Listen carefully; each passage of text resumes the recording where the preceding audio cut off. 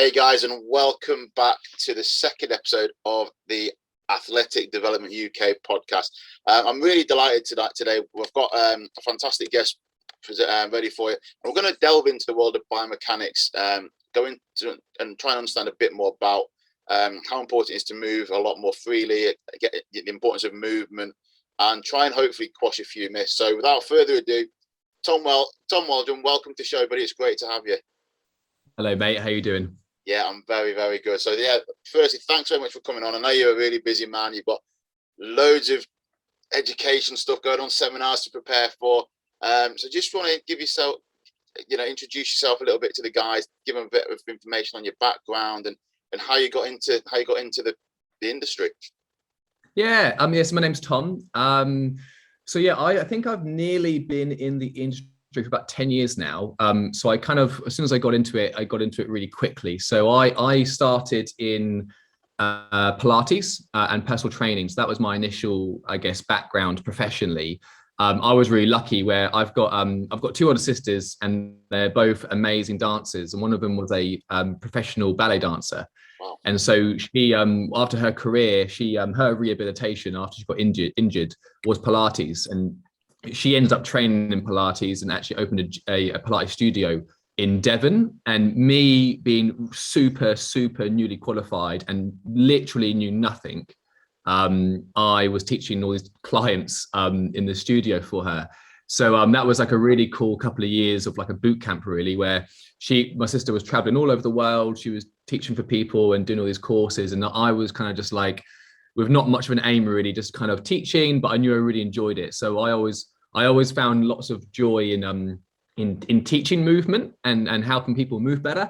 And I didn't really know why, to be honest. I just really enjoyed it. Every day was really fun. And I just thought it was really cool that you could spend a day that you really enjoyed earning money and being with people and just kind of doing stuff that you thought was good for, I guess, the community. So that was kind of my in, really. And then from that, I kind of moved more into rehab, I suppose, more physical therapy stuff. And that introduced me to the biomechanics, which I know you've done with Rachel France. Yeah. And I'm quite closely associated with the Franklin method as well. So that's another education that also is very biomechanical in its emphasis. But we also look at the brain and how to, again, improve movement. And yeah, so that's all been really fun for me, really. I've been really lucky to travel all over the world. Hopefully this year, maybe a little bit COVID considering. Yeah, would. But at the same time, online has been an absolute gift as well. I don't know where we'd be without online.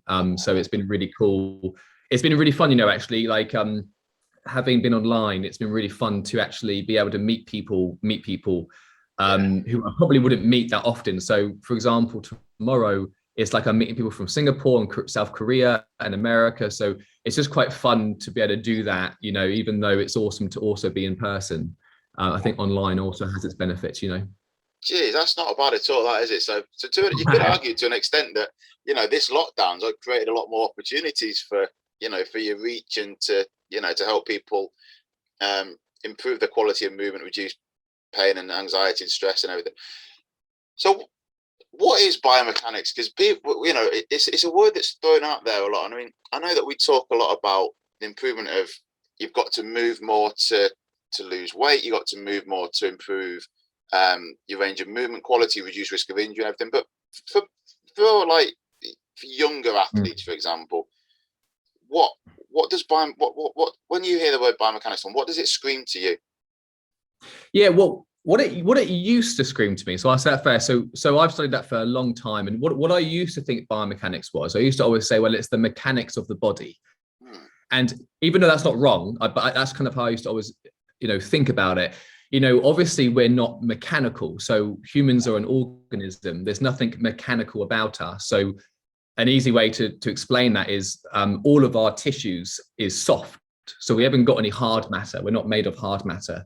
So because we're not made of hard matter, that means that the forces that go through our body don't travel linearly like they might do in a machine. So even though we say biomechanics, I guess in my head, I always think of it as like a metaphor. So really what biomechanics is, it's the study of how forces are transferred and dissipated through the body. And even though if you say that to someone who doesn't really know anything about anatomy, it sounds a bit like, okay, like it doesn't really make any sense. It's so a hard way. It's because it's so hard to describe, isn't it? Because there's so much involved. Like you rightly say there, the things like your force absorption, you change your direction, how your body's absorbing it, and the impact it has on your joints. Yeah, it is something that's fascinated me for years. And obviously doing the course is brilliant. And being able to implement that with younger athletes, especially, it's fascinating because if you look at a lot of athletes nowadays, they tend to retire early, and the biggest reason for that is because it's either injury or they're in too much pain. But then you look, I don't know if you watch a lot of like elite sports clubs and how they warm up. But one of the things that I just cannot get my head around is static stretching, and why they do it at the beginning of a training session. Because of course, if you're going, the whole purpose, of course, of a warm up is to prepare your body for the actions and the motions that are going to be going on. So doing something like a static hamstring stretch, it baffles me, because surely you want to be doing like a linear. Well, those that don't know what linear means, it's basically forward movement. You want to be doing like a linear run with like little stiff leg flicks, things like that, and I just don't get it. I mean, in terms of importance of understanding your body, where do you think we should start? Do you think it should be a case of we go for a run to improve our fitness, or do you think it should be a case of we should be looking at our weaknesses and developing I think with that, I think one thing is language is really important. So even though I can sit here and be like, oh, biomechanics is how the body deals with you could be like, oh, that's technically right, but does that really help anyone? So unless you're a health professional who maybe is interested in biomechanics or sports person, that's probably not going to be a very meaningful explanation. So to harken back to your first bit, I think I would just mainly say, like, biomechanics is your movement. So I think Rachel says this, you don't do biomechanics, like you move your body, and the study of movement, we can call that biomechanics. So I think, like, and then to go into your next bit, so to talk about, let's say, okay, so you have a body, you want to move it in a certain way, or you want to condition it in a certain way so you can perform certain tasks well, whether that's performance, sports specific, or if it's just moving throughout your daily life and being efficient and not being in pain. I think it's also then it's really helpful for people, like you say, I think it's helpful for health professionals to really be aware of, like, what are we actually working with? So what's the fabric or what's the material of the body that we work with? So to go off like stretching, for example. So I think, it's pretty well accepted at this point. I'm not someone who's anti-stretching. I think, there's a time and place for it. And also if someone enjoys stretching, they're not going to take that away from them. However, there's always that context, isn't there? So if you're going to do a deadlift and you're going to deadlift like 200 kilos, or if you're going to start playing football or taekwondo, as you and I were talking about before the podcast, like if you're going to do something explosive with a lot of load, probably static stretching isn't going to benefit you. And I think you and I can say, we can obviously dissect that, and like maybe more of like an academic way of explaining why you wouldn't do that is we know that it downregulates certain proprioceptors. That's not very good for the stretch reflex, and there's loads of problems there. But again, unless you've got an athlete or a person who would listen to that, I think really what you want to go into is like, I think even looking at nature can sometimes be a useful way to explain things. So if you look at I sometimes use the example of like a gazelle. So if you look at a gazelle, like, and it's like running through like whatever the environment that a gazelle lives in, like the forest, whatever, like the desert or the forest, whatever. So it's like, you have a gazelle running, like you don't see the gazelle like do this exactly. No, like what you're normally going to see is it's always slightly in motion, which you can call that postural sway if you want, or whatever. It's always slightly in motion, or it might do that kind of that yawning sort of, like, you see a cat or a dog do those sort of yawns, and we do it too. You get up in the morning, you kind of like move, and people call that pandiculation, but it's kind of this idea that you don't have to elongate, quote unquote, elongate tissues to suddenly do a movement. The idea is if you want to do something well, then the preparation for that task should mirror that task as closely as possible. So I would say, for example, let's say you're a runner and you're going to run, let's say you're off-piste runner and you're going to run up and down and run through, different terrains, probably doing a hamstring stretch isn't going to totally mirror the biomechanical requirements for that. And I think, just to give 2 examples, so one would be, one, you're down regulating the brain or the nervous system, I'd say better. So, the stretch reflexes and the hamstrings, they're not going to be quite as finely tuned as you probably want them to be if they've been stretching for like 30 minutes statically, compared to dynamically. I would just get them running, to be honest, as the second, just get them to start running slowly or at a comfortable pace. And then I think a lot of it comes down to, we make things too complicated, to be honest, as trainers or as therapists. Do you know what I mean? I think we always think you have to have like an exercise to do something well. And I think most of the time, the body actually can configure itself in the most optimal way. But we can do things like, let's do a warm up, like a dynamic warm up, or even a mental warm up. But I don't think we have to have like a million exercises just to go for a run, Yeah, I think because a lot of people just want it to look dead sexy, don't they? They just want it to look really appealing. And this sort of, and it comes on to the we spoke about it just before we came live about the running mechanics side of it, and a lot of athletes that are in elite academies, for example, at the moment, or even at grassroots level, they go on and they say about, you need to work on your running mechanics, but why do you need to work on your running mechanics? Is it because you're not fast enough? Is it because you can't change your direction? And again, Rachel's got this phrase of "so what." Okay, it came up quite a lot on the biomechanics course, and it's like, well, you can't go faster, but so why can't you go faster? Is it because you're not using your arms correctly? Is it because you've got a tight hamstring? Is it because you're quad dominant? Is it because you've got valgus, or your knees are going inwards? Or is it because you're not psychologically prepared, which you touched upon a moment ago in terms of with the peaks and everything? Because preparing the body's key, and like you already said, if the animals are just literally going for it and having the different movements and what have you. And sometimes the most boring exercises are the most useful. For example, the running, going and having going for a walk for 10 meters, 20% effort, 30% effort for another 5 meters, then gradually building up, and then having a short sprint, and making, like you already said again, making it specific to that sport and that event that you're going to do. That's only going to improve muscle memory and get the body moving in the way that it should be, as opposed to having your quad stretch or making sure that you're doing loads of toe touch squats and things like that, which is it's just dead important, I think.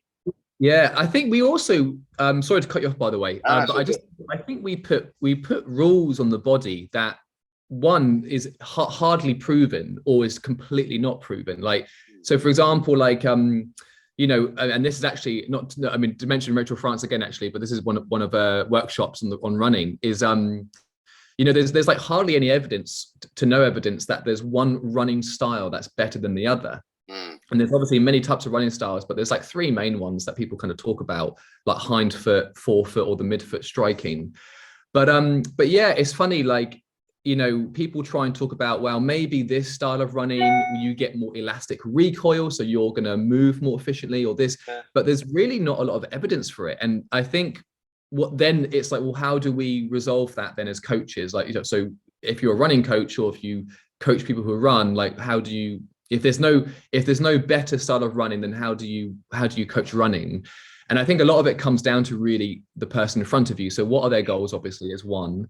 And then, as you were saying, like, so if there are any issues, so for example, we know that if someone is a hind foot runner, so that means that they're going to typically run on their heel, which is what I do, by the way. You're going to have more force go through the knee when the foot meets the floor. However, if you're a forefoot runner, you're going to have more force go through the ankle.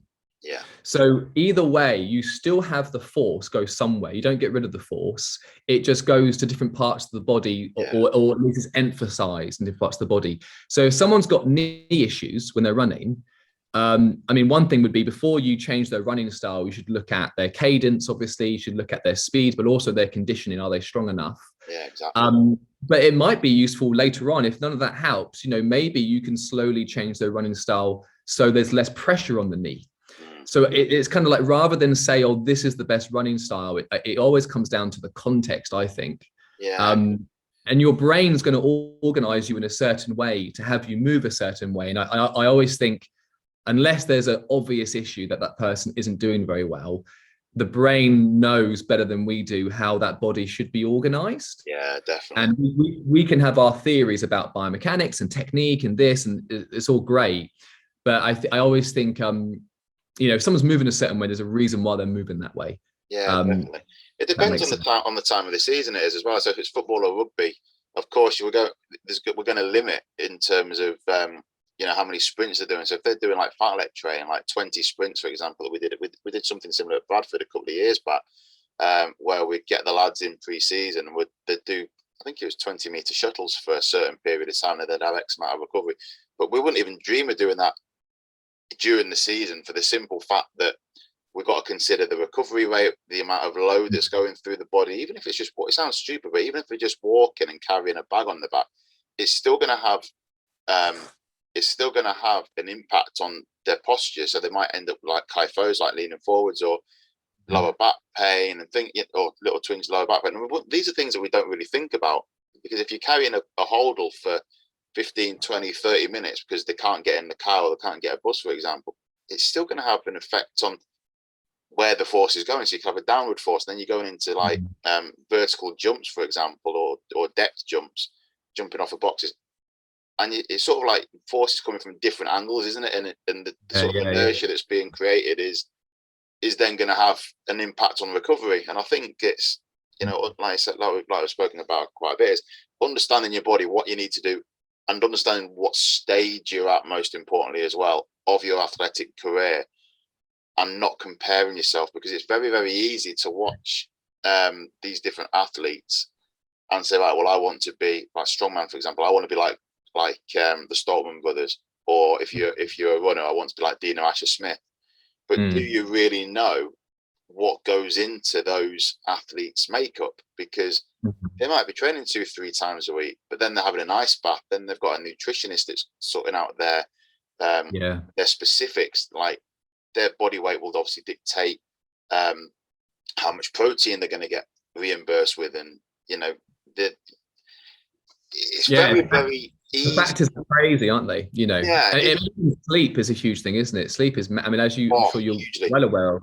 I mean, there's a great book. I keep meaning to read it. I've read bits of it, but it's called "Why We Sleep." I'm going to find my pen now, because I can write. Yeah, got my pen. I can write it down. It's he did a great podcast too with Joe Rogan. It's brilliant. It's called "Why We Sleep," and I think it's by Matthew Walker. So he's a British neuroscientist. It's honestly, it's so interesting. And it's all about the science of sleep, really. And it goes into different facets of sleep and recovery. And he talks a lot about, and it's all evidence-based. So he talks a lot about the cognitive aspect, what happens to you cognitively, even if you lose an hour of sleep. And it's really quite amazing. I don't want to say too many figures in case I get them wrong, but one thing he was talking about, I think it was with NFL players, was how dramatically their injury rate or chances of injury increased when they were underslept. And I think they did a 10-year review of them keeping track of these athletes throughout their season. And it was when they reported having poor bouts of sleep, that was almost always when they got injured. Wow. And obviously, there's obviously other factors to that as well, but they were saying, in terms of healing, recovery, but also even just motor control, That's true, especially in certain sports where you have to have fine motor control.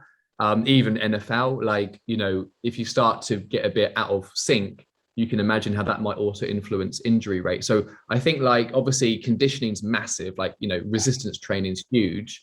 And as you say, it depends on actually the time of the season. But I think we still do quite a poor job, me included, on just talking about recovery in a active way, active recovery, exactly. Like choosing to sleep 8 hours rather than thinking you're lazy, or choosing to, let's say you're increasing the loads, like you work out when you're supposed to take your breaks more, you know, rather than just like thinking you're not working. But I think, again, going back to that, that's all about language, isn't it? 100%. Like, especially with an athlete or someone who's very competitive, um, rest isn't a sexy sell, is it? Do you know what I mean? Exactly. Yeah. Like, It's because oh, people don't understand. It's that mind muscle connection, isn't it? yeah. They don't. And what we don't hear a lot of is the impact of the neuromuscular system, i.e., how the nerves are going to impact as movement. And again, it comes down to, you know, if you've got a shoulder injury on your left side, for example, you could potentially end up with something in your right knee, and people will be like, well, why is that working? Well, it's because of your genetic, not your genetic, but because of the way the central nervous system is made up and how the nerves are connecting and the muscular tissues are all interconnected. And I think there needs to be a bit more education around this, especially at school. People talk about going and doing PE, and I think PE lessons, if I'm being honest, nowadays are very lazy. No disrespect to schools or to anyone who does this, but the PE curriculum, in my opinion, is becoming lazy because well, I say lazy, maybe that's not the right word, but it's not the true value of PE is not getting recognised, because people think that PE is meant to be the time where the children go and play football, or they play rugby, or they do basketball, whatever it might be. But what they don't understand is, by those students or young athletes having that time, that's when they switch off from the stresses at home. They switch off from the stresses of maybe not feeling good enough in the classroom, or from being bullied, or totally. You know, and they can get rid of this. And PE really needs to be looked at, not just in the gym or on the hockey field or what have you. It needs to be they need to maybe sit down and say, right, this is how your body works. You might be feeling, you might feel like you've had a bad game today because, like you correctly said a minute ago, Tom, about the sleep patterns. You might have had a really bad night's sleep. So, you know, and the reason they might have had a bad night's sleep is because they were too busy playing Call of Duty, for example, till 2-3 o'clock in the morning, which, you know, it's not necessarily a bad thing. I'll tell you what, with the PE thing, even going away from athletes or people who are into sport for a minute, like I remember obviously being at school. So I remember, I don't know, I have no idea what it's like now, but I remember in the last like year or two of school, like PE was a choice, I think. So basically it was like, unless you were doing a GCSE, unless you did a GCSE in sport, PE was totally a choice. And so basically everyone who didn't like sport didn't do PE anymore. And I've got a bunch of mates who are into sport, into games, into art, like real mix. And so I remember when we got a bit older and we're like, you know, in the bar, and I'm with my friends and we're at a table. So whoever has the round next, you go get the beers. And I remember observing my friends who weren't really ever into sport and didn't really participate. Even when they were in PE, they just didn't really get involved. And what I noticed was when they bought their beers and they had a big plate of beers and they're walking over, so they were so much more awkward at navigating physically around like people walking around the bar, or compared to like hopefully myself or other friends who were just into sport and into physical activities. And what I found really interesting was like, so people just think, oh, PE is like this thing you do when you play football or you play cricket, whatever, and that's it, you know. But actually, I think what you're doing more fundamentally is you're teaching people how to physically be in the world in a comfortable way as well. Like how do you navigate around that object that's moving? Or do you know what I mean? And I've just always found it with people who aren't really into that, they're more, not always, but I found them to be more physically awkward when they're trying to just something as simple as, here's some beer, just walk to that table and don't fall in. Yeah, exactly. It is that balance coordination, or the hand-eye coordination factor, isn't it? Which tennis, prime example, you know, a great way of implementing it. Lacrosse, you know, it is so important. And what frustrates me massively, and you know, when I used to work in schools a few years back, was it would get taken away from the children. If they misbehaved on a session, it would be a case of, right, well, you're not doing PE today. Oh, but miss or sir, I want to do X, Y. That's great, but don't take PE away from them. Don't allow them to go to the after school club. Let them, send them home with some homework, but don't take the fundamentals that are in place set by the government and the education sector. Because at the end of the day, the PE curriculum is there for a reason. Whether I agree with it or don't agree with it is by the by, but it's there for people to get more physical, to move better, which is why schools should be bringing in people like gymnastics coaches and Pilates coaches and because it's not just about educating the children, it's about, of course, educating the teachers and the parents as well, because one of the greatest thing that I enjoy doing the most with my athletes is speaking to the parents after the sessions and explaining that their son or their daughter is, we do a lot of video analysis. So one of the things we do is, right, this was John five weeks ago. This is John now. What differences can you see? And we'll be quiet and say, oh well, his posture's upright, his knee drives, his knees are more under his shoulders, whereas before they were coming across the body and they were sort of doing a Miley Cyrus dance or what have you with their hips and what have you, and they were doing a lot of twisting. And that's they're the biggest rewards for me, is when the parents or the athlete can give the feedback, and they say, do you know what, I actually have done really well on this. I might feel like I'm not developing, like I'm not improving my speed, but I have improved my torso control. I have improved my coordination, my balance, and and then they think about it when they go on the game. And first thing you say to them is, how's your week been? No, it's been all right. But okay, it's been all right. But so what's happened? Well, not much. Okay, so describe to me. I think we're in a world now where we try and draw as much information, or as coaches especially, I'm really guilty of this, is trying to draw as much information from the individual as possible, so that you can have that the most positive impact on them. But sometimes they don't want to give us that information back. Yeah, sure. So so as coaches, I think we're guilty sometimes of just relying on, how are they moving, or it could be a case of they're doing a goblet squat, and they can't do a goblet squat this week with a 10-kilogram dumbbell, whereas last week they were absolutely flying with it. They were actually flying with the dumbbell. So the second week we're now having to regress it and maybe take the dumbbell out or reduce the reps, and having to adapt because we don't know how to get the information from the athlete. And I think that's probably gone off track a little bit on that one. I think it's really it's really important. I think I remember when I wasn't a particularly sporty kid when I was younger. I just wasn't. And I'm still not very coordinated, by the way, at all. I'm still quite clumsy. I talk about like, with the beers and walking around, but I'm still really clumsy. But so I remember, like, when I was young, I really wasn't that sporty, and I didn't really have much interest in it. And I remember so clearly, I must have been like 13, 14, maybe a bit younger. But I remember getting thrown a rugby ball once, and I just had it, and I just started running, and it was almost as if my hormones turned on overnight, and I completely destroyed the whole pitch and had a try. And it was one of those moments of did that actually happen? And then I kind of just realized, I'm really fast, and suddenly I was in all the teams because I was really quick. But it was, what my point is that did so much for my confidence in terms of I'm actually good at this. I can do that, and I can hang out with people that I probably wouldn't normally hang out with because we've got this thing in common where we're on the same team or we're doing this.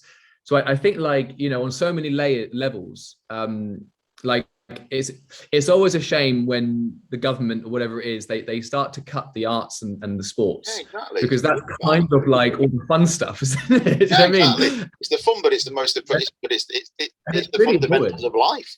Yeah, absolutely. It really is, because if you haven't got your health, then good luck with anything else. Exactly. And if you haven't got the arts, good luck having a society. You need to have that. It's so important. And people view sport as an art as well. I got really into skateboarding when I was young, and that is probably more of an art than a sport in some ways, even though it's very physical.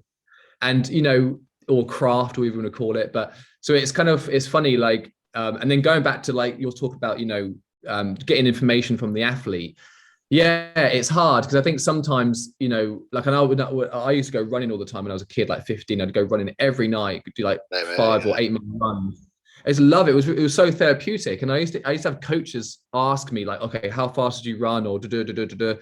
And I never cared to measure that because it was more just fun and I enjoyed it. And I was kind of getting out, even when it was raining, I'd get out and run. And I just think like, I think as coaches, we can get very cerebral when it comes to like data and yeah. performance and that, which is great because that's kind of what we're there for, obviously. It is, But yeah. but I think as well, like especially post COVID now, it's so important that people find like, wouldn't it be awesome if everyone preferred some form of exercise over that Netflix show that Oh they yeah, really like? exactly. You know what I mean? And nothing against Netflix, but it would be No, all no, like, yeah. swimming. I mean, what's really cool actually is that there's more people now getting in. I don't know about you in Manchester. I'm not sure if you have it around there, but I'm in the south, Mm. and we've got the sea. So people now are just going in the sea with like a beanie on and Yeah. just like their trunks, and that's it. And they're not particularly fit people. They wouldn't be people you'd see in the gym, but they're suddenly getting outside and they're putting their body in the elements a little bit. Yeah. And yeah, it's really good. It's just so good for you. Like it's a shame. It's a shame that we, like, I always think on one level, like we isolate things because we need to understand how things work, and that can Yeah. help when you're learning to isolate stuff. But in truth, we're just a holistic organism, aren't we? So there Exactly. is no real separation from your emotional health to your physical health, really. And so when it comes to like children, let's say for example, like back to school, like if you want them to do well in their maths exam, they should probably be moving at least once a day, doing something, because that's going to Exactly. send more oxygen to their brain, and that's going to send more nutrients to the brain. And there's quite a bit of evidence for that. I think even in that book I recommended, they talk a lot about that. That you have chess players now, and a lot of them are pretty jacked because they know that actually if they're physically strong, they have more of their they have more of their autonomy essentially in their Yeah. cognition. And I don't know all the science behind it, but there seems to be quite a strong There's a correlation lot. there. Yeah. Really interesting. Yeah. And this is what I love about about studies and constantly learning. And one of the big, I always say to anyone I talk to, athletes or coaches, you can't stop networking. You can't stop asking Mm. questions. You can never stop learning. And if you haven't learned a new thing every day, if you've Yeah. not learned one thing every day, doesn't matter how silly it is, um, you're not progressing, and you're sort of stuck at a thing. And there's a big one quote that you hear a lot is practice makes perfect. Whereas I try and correct that and say, if practice was perfect, then where's the next progression from there? So one Absolutely. Yeah. so one thing I say with Totally. my athletes a lot is practice makes permanent, because the more consistent you are with something, and this was something I learned at Northampton Town years ago, and it's stuck with me ever since. And obviously, consistency is key with anything. So if you move more, you're gonna be a lot more flexible. You're going to be able to lift more. You're going to be able to run a lot more. You're going to be able to enhance your physical capacity on the pitch, so you can last. In a football game, you can maybe last. If you're more active, you can, and you recover well, then you're more likely to last the full 90, as opposed to you get to the 45th minute. So like, do you know what, Gaffer, my hamstring's a little Mm. bit tight, so I need to come off. And we see it more, and I think this alludes to, again, the athlete and the coach communication, and Mhm. understanding that relationship that you've got with your body. And and then again, um are you then willing to risk your health to for selfish reasons? Because we don't really look after our bodies. A lot of people don't look after their bodies in the way that as they should, such as matters we've talked about, like food, and like the food and the mindset. Even going in the river with a beanie hat on, and Yeah. in the shorts or what have you, it has a massive effect on your body's recovery system, because without going too technical, the way the nervous system works, you go in there, it's that shock, isn't it? You go in there, cold water, and first the instant reaction, myself included, you go in somewhere cold and you're straight out, or the heating goes on. However, what you're actually doing is it's that hot cold therapy, which Yeah. is, Yeah. Yeah. you look at the elite athlete setting now. this is what they're doing a lot. And it sounds daft, but just walking, obviously, I'll put a disclaimer in, if it's safe to do so, because I don't want to go encouraging people to go and do it.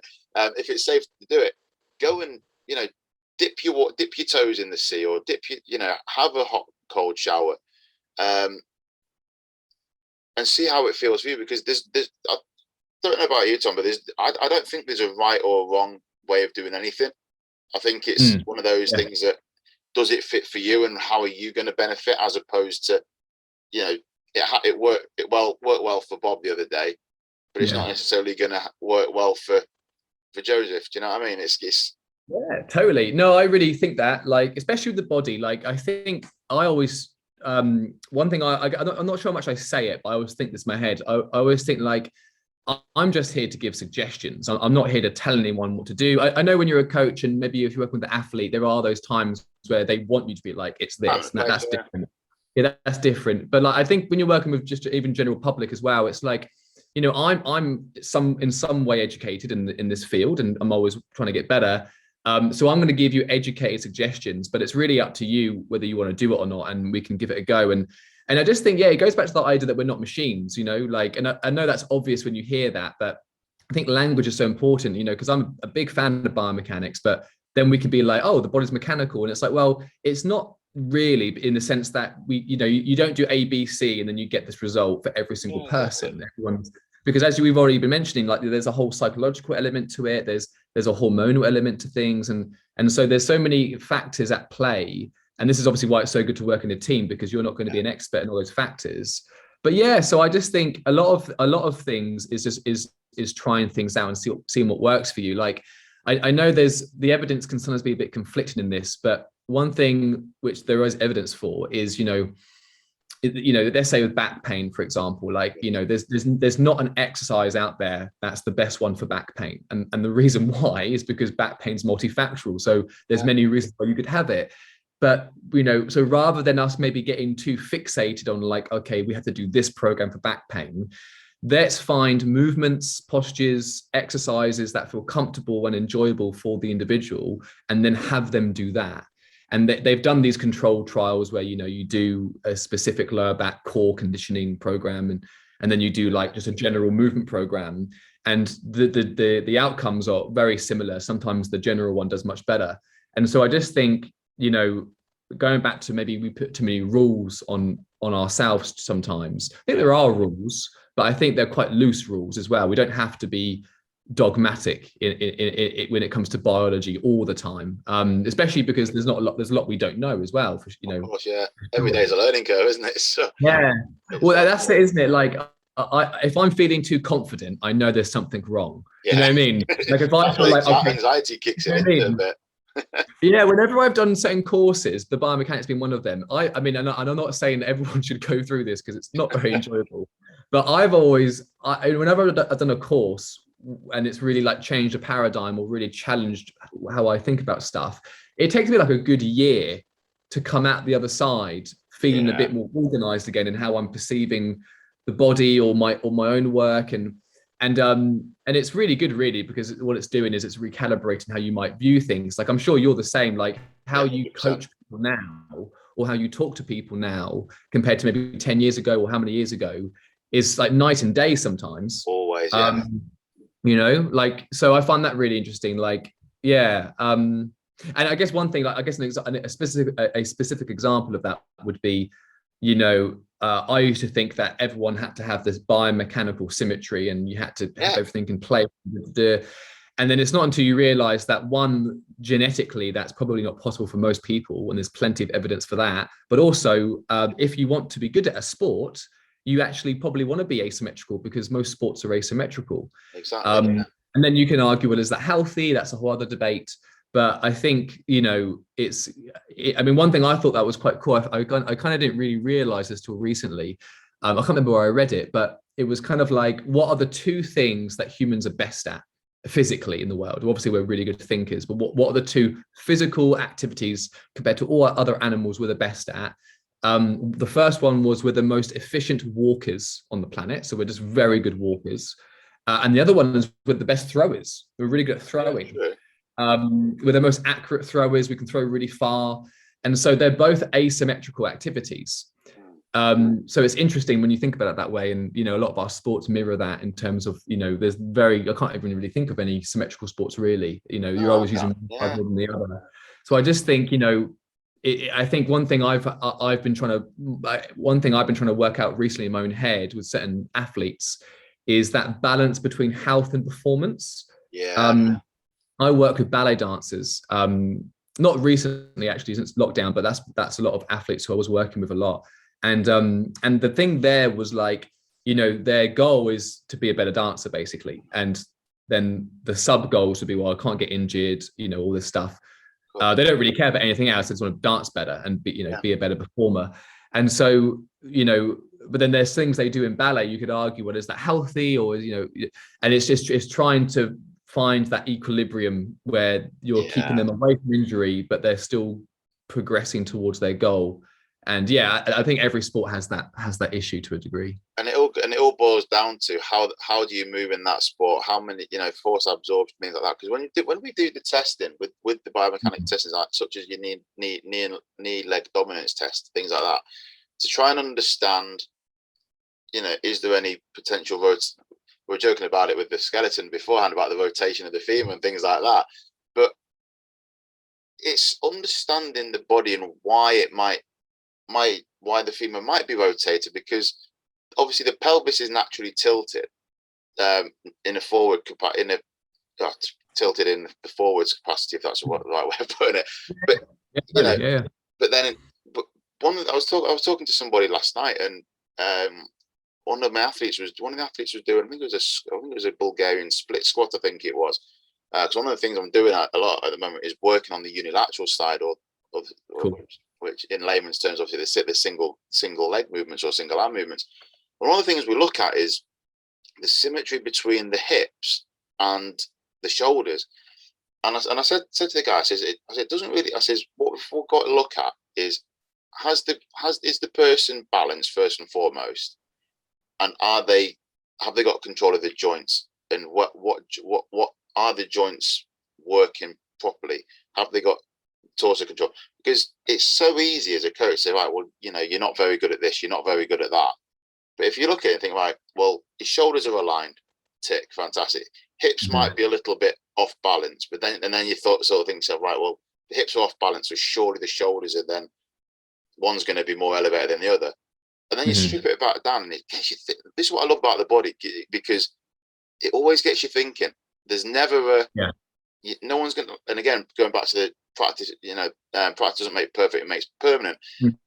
There's always something that we need to tweak, and it's always going to be because of how they've moved that day. Have they been, and especially with youngsters, when they're sat at school, they're going to naturally be in that position where they're like that. So naturally, this one shoulder is going to be more overstretched than the other shoulder. So potentially neck. We could go on for hours with potential reasons to why they've got like kyphosis or the that's the paradigm, isn't it? Because I don't know about you, but I was taught this way. Was very much like, well, if there's a problem, we need to find the exercise for it, or you need to have the right therapy for it, and that's fine, and that obviously can work for loads of people. But like what you just said, but many of the problems that people might present with, they're probably coming from a lot of their daily life movement. Exactly. And so you might find an exercise that corrects things, and that actually might work for a lot of people. But unless you actually find that, I don't know, trigger or whatever you want to call it in their daily life that might be producing those problems, you may not get anywhere with it. And I mean, going back to what you were saying about practice makes permanent, practice isn't just in the gym, or it's not when you're with your coach. Like, practice is right now. Like, you're always, one of my mentors, Eric Franklin, always says, you're always dealing with at least two forces all the time, and that's the forces of gravity, and then the forces generated by your muscles. And so it's also how you relate to those forces that's going to have an influence on your body, and that's obviously going to have an influence on your performance. So I think that's another layer, isn't it, to like 100%. what goes into someone's running gait, or if they can kick their foot over their head, or exactly. it's obviously it's what you're doing in the gym or the studio or in the clinic. But most likely, you move more than you exercise. So 100%. if you address the movement, which is what you do most of the time, then you're probably going to have a more permanent or long-term effect in the direction you want to go in. Yeah, no, I totally agree. And yeah, I totally agree with that. And it is that, understand your body and make sure you're getting that recovery in as well. I think this is something we could talk about this for absolutely hours on end. And, and I'm sure that there's going to be people watching this. Hopefully there's people watching it anyway. That have got maybe. We'll do a second podcast. That'd be cool. No, that sounds. Yeah, I'd appreciate that. That'd be awesome. So for those that might have any questions or anything, Tom, where's the best place that they can find you? Or where can they get involved in your courses? Yeah, no worries. Thank you. So I'm on Instagram and on Facebook a lot. So I'm tomwaldron.move on Instagram, and then just Tom Waldron Move on Facebook. My website is tomwaldronmovementtherapy.co.uk. So I have webinars that are on there that you can attend and also ask questions about. My email is on there, so tom@tomwaldronmovementtherapy.co.uk. So yeah, if you have any questions, or if I've said something that I've not been clear on, feel free to drop me a message on any of those platforms, and I'll always get back to you at some point and have a conversation. I normally leave voice messages because I get a few messages daily. So I'm terrible at texting. I hate it. That's so I just right. talk on the phone. It's so personal. I think so. I think so. So yeah, no, feel free to get in touch. But yeah, thanks for having me, Chris. It was really fun. Do you know what? I've really enjoyed it. For me, it's been an education, Tom, as well. And it's been good to clarify a few things. It's also been good to challenge my thinking a little bit as well, because I think it's a huge thing. And obviously, what I love about doing these podcasts is speaking to people like yourself who have been in the field a bit longer and got a better understanding, and being able to see things from a different perspective as well, because it's obvious, because that then challenges my thinking and how I can then, of course, impact my athletes and the people I work with as well. So thank you for sharing that with us. It's the way it should, shouldn't it? There shouldn't really be too much of a hierarchy. It should just be we're all on the same plane and we just talk, and then that's the best we can address people's problems or goals. Yeah. And this is what I love about things like the Kaizen project and all these expos and everything like that, because you meet everybody. And I say to people all the time, the best thing you can do to educate yourself is to network with people, and then that's when you're going to find out that you've got the right social scene, you've got the right connections, and if you haven't, get rid. And it's the same. Social media is a huge thing with it. People are always there to critique, and if they're always there to critique, and then you think about it, and they're not making, and then all they're having is a negative impact, get rid of them, delete them, block them, what have you, and just keep those that are going to inspire and motivate you to move on. So it's been absolutely fantastic. We'll definitely have a look. We'll have a look at the link. We'll definitely post the links in the comment section below. Thank you. It's been fantastic. So guys, get in touch with Tom if you've got any questions. Get booked onto his courses. Be quick to get on them, because they places do fly out the window, and thankfully they do, which is great. Exactly. And when you're teaching people in Singapore and Dubai and places like that, someone's got to have some bloody good knowledge if they're teaching in these luxurious places. That's one of the best things about teaching anatomy, is it doesn't matter what culture you have or what part of the world you're from. We're all made of anatomy, so you can relate on that level, which is cool. 100%. But no, Tom, it's been absolutely fantastic. I look forward to getting another podcast in for sure. Yeah, thank you, mate. But good luck with it. Good luck with the workshop tomorrow. Yeah, thanks, Chris. I'll talk to you soon, mate. Definitely.